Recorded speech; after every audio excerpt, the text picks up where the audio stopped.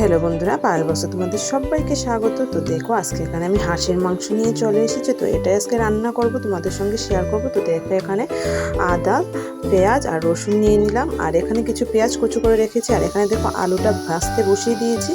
তো চলো এবার এইগুলোকেই রান্না করব। তো তোমাদের সঙ্গে এটাই শেয়ার করবো। যদি তোমাদের ভালো লেগে থাকে তাহলে অবশ্যই লাইক শেয়ার কমেন্ট করবে, আর যারা আমার নতুন বন্ধুরা আছো প্লিজ সাবস্ক্রাইব করে পাশে থাকা বেল নোটিফিকেশনটা অল করে দিও। তো সবার আগে তোমাদের কাছে আমার ভিডিও নোটিফিকেশনটা চলে যাবে। আর দেখো, এখানে পেঁয়াজ আর তেজপাতাটাকে আমি তেলে ফোড়ন দিয়ে ভালো করে ভেজে নিচ্ছি। আজকে কোনো ব্লগ ভিডিও নিয়ে এসেনি, তো আজকে শুধু একটা ছোট্ট রান্নাই নিয়ে এসেছি। যদি তোমাদের ভালো লেগে থাকে তাহলে অবশ্যই কমেন্টের মাধ্যমে জানাবে। তো চলো সঙ্গে থাকো, দেখতে থাকো। তো শীতের দিনে হাঁসের মাংস খেতে কিন্তু দারুণ লাগে। আর এই যে মশলাটার মধ্যে আমি আদা, রসুন, পেঁয়াজ আর তার সাথে দিয়েছি জিরের গুঁড়ো আর লঙ্কা গুঁড়ো, হলুদের গুঁড়ো। তো এবার এটার মধ্যে একটু জল দিয়ে দেবো। জল দিয়ে তারপরে এটাকে ভালোভাবে ভেজে নেব। আর মশলা যত কষানো হয় ততই কিন্তু মাংসের স্বাদ বাড়ে। তো তার জন্য এই যে একটু জল দিয়ে দিলাম, জল দিয়ে একটু ভালো করে কষিয়ে নেব। যত কষানো যাবে ততই মাংসের স্বাদ বাড়ে। তো চলো এই রান্নাটাই আজকে তোমাদের সঙ্গে শেয়ার করছি। যদি তোমাদের ভালো লেগে থাকে তাহলে অবশ্যই কমেন্টের মাধ্যমে জানিও। তো যদিও এই ভিডিওটা আমার বেশ অনেকদিন আগেরই ভিডিও করা ছিল, কিন্তু তোমাদের সঙ্গে বলেছিলাম তো শেয়ার করা হয়নি, অনেকগুলো ভিডিও করে রেখেছিলাম। তো তার জন্য আজকে একটু শেয়ার করে নিচ্ছি। তো দেখো, কারণ আমি তো এডিট করতে পারিনি, যে কারণে আমার ভিডিওটাও শেয়ার করা হয়নি। তো দেখো, এখানে আমার মাংসের জন্য যে মশলাটা ভাজছে এটাকে ভালো করে কষিয়ে নিচ্ছে। আর মশলাটাকে ভালোভাবে না কষালে কিন্তু মশলার একটা কাঁচা গন্ধ থেকে যায়। তো তার জন্য মশলাটাকে ভালোভাবে কষিয়ে নিতে হয় যতক্ষণ পর্যন্ত মশলা থেকে তেল না ছেড়ে আসবে। তো চলো ততক্ষণ পর্যন্ত কষাতে থাকি, তোমরা সঙ্গে থাকো, দেখতে থাকো।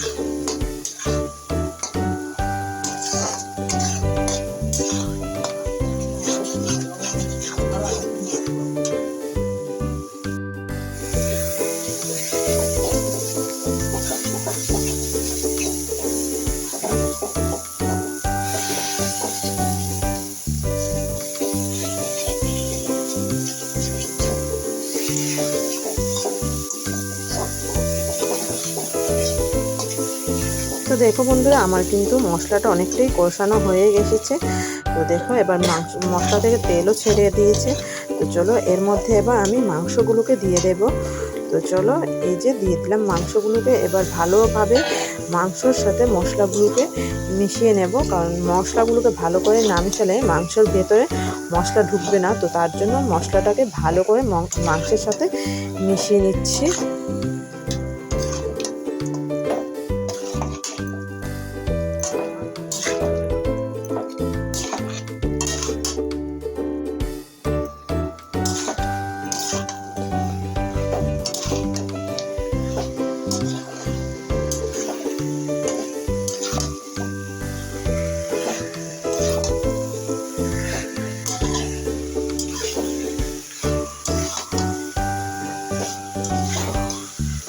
তো দেখো, আমি মশলাটাকে ভালোভাবে মাংসের সাথে মিশিয়ে নিয়েছি। এবার স্বাদ অনুযায়ী নুন দিয়ে দেবো।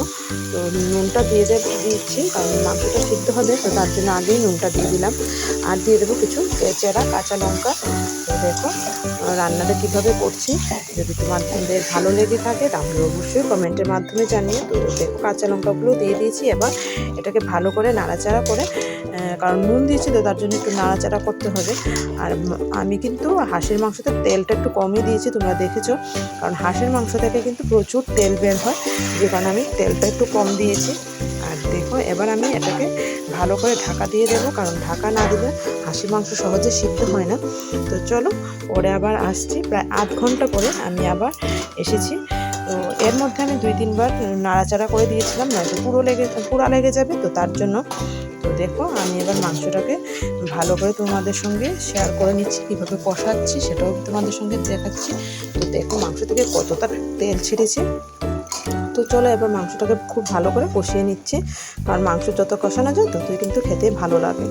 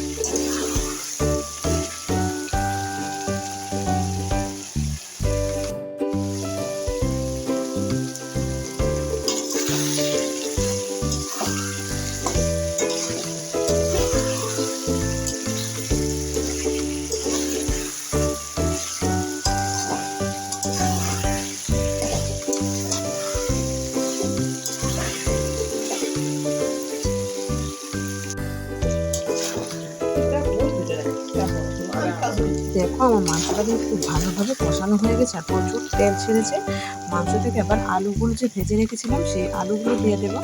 আর মাংসতে কিন্তু আমি গরম জল ইউজ করবো, ঠান্ডা জল ইউজ করবো না। ঠান্ডা জল ইউজ করলে মাংসের টেস্টটা নষ্ট হয়ে যায়। হাঁসের মাংসতে তো বিশেষ করে গরম জল ইউজ করাই ভালো। তো দেখো এবার আমি আলুগুলোকেও ভালোভাবে মিশিয়ে নিচ্ছি মাংসের সাথে।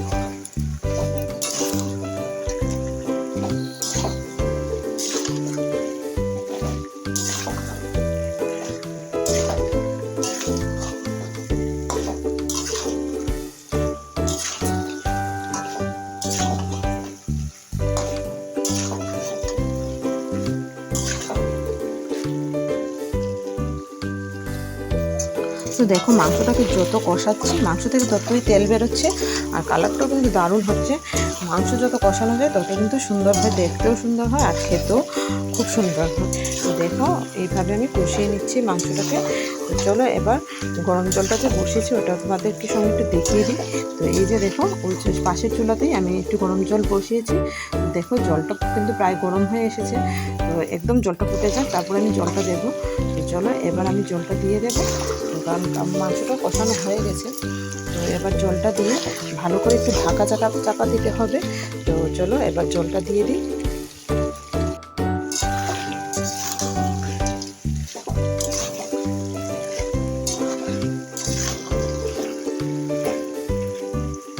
তো দেখো কাছ থেকে একবার তোমাদেরকে দেখিয়ে দিলাম। তো চলো এবার আমি দিয়ে দেবো মাংসটার মধ্যে জল। তো চলো গরম জল দেবে, কখনোই ঠান্ডা জল দেবে না। যে কোনো রান্নাতে গরম জল দিলে কিন্তু রান্নার টেস্টটা ভালো হয়। তো দেখো আমি এখানে গরম জল দিয়ে দিয়েছি। তো সামান্য পরিমাণে কিছুটা দিয়েছি, দিয়ে একটু ভালো করে নাড়িয়ে তারপর আবার একটু জল দিয়ে দেবো, কারণ জলটা একটু বেশি করেই দিতে হয়। তো দেখো জল দিয়ে দিলাম, এবার ভালো করে একটু ঢাকা চাপা দিয়ে দেবো। তো যাই হোক বন্ধুরা, আমি ঢাকা চাপা যে দিয়েছিলাম ওইটা তোমাদের সঙ্গে শেয়ার করা হয়নি। মাংসটাকে একটু গরম জল দিয়ে ঢাকা চাপা দিয়ে রেখে দেবে। তো তারপরে দেখবে মাংসটা কিন্তু ফুটে আসবে, তখন আবার একটু উপর করে লাড়াচাড়া করে আবার কিন্তু ঢাকা চাপা দিয়ে রেখে দিও।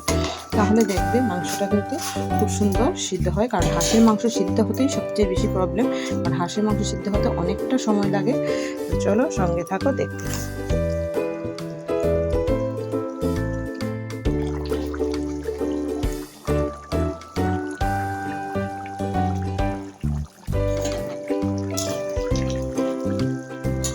তো দেখো হাঁসের মাংসের ঝোলটা কিন্তু একদম ফুটে উঠেছে। তো চলো একটু ড্রাই করে তারপরে নামিয়ে নেব, ঝোলটা একটু না শুকালে হবে না। তো দেখো বন্ধু, তো দেখো আমার মাংসটা রান্না হয়ে গেছে। তো কেমন লাগছে দেখতে অবশ্যই তোমরা কমেন্টের মাধ্যমে জানাবে। তো আজকের ভিডিওটা বেশি বড় করছি না, আজকের মতো এখানেই। সবাই ভালো থেকো, সুস্থ থেকো। আবার পরে খুব তাড়াতাড়ি তোমাদের সাথে অন্য ভিডিওতে দেখা হচ্ছে। ততক্ষণ পর্যন্ত সবাইকে অনেক অনেক ভালোবাসা আমার ভিডিওটা পুরোটা দেখার জন্য। তো সবাইকে টাটা, বাই বাই।